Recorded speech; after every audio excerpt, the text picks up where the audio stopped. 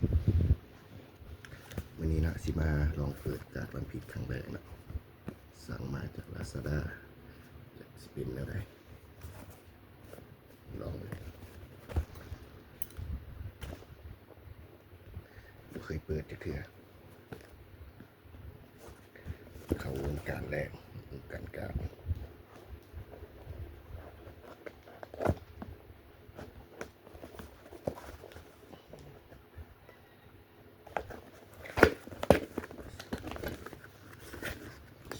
เกลือ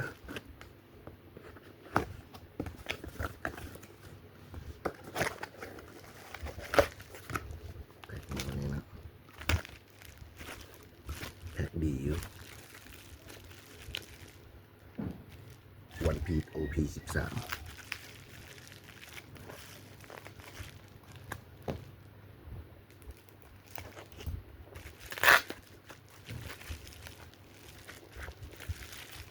เห็นแล้ว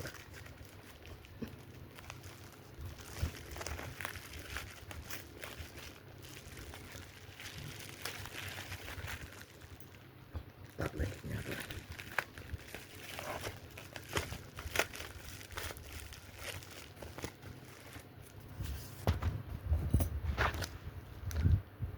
แบบประมาณนี้เนาะคือว่าของแท้มันต้องเข้มๆ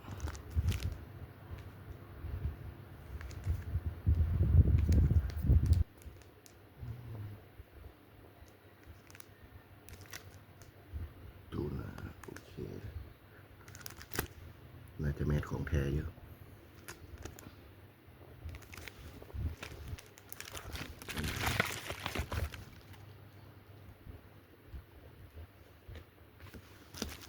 ก่อนเขาเปิดตรงนี้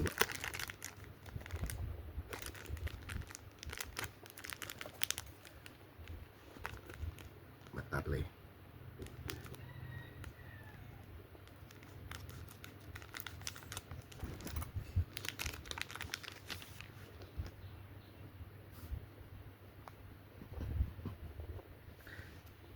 กะ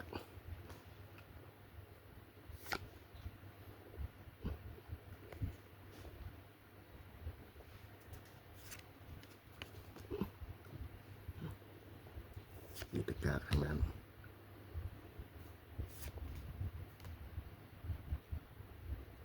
เป็นยังไง OP12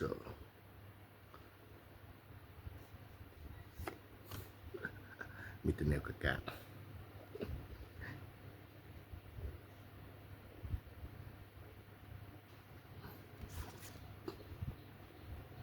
จริง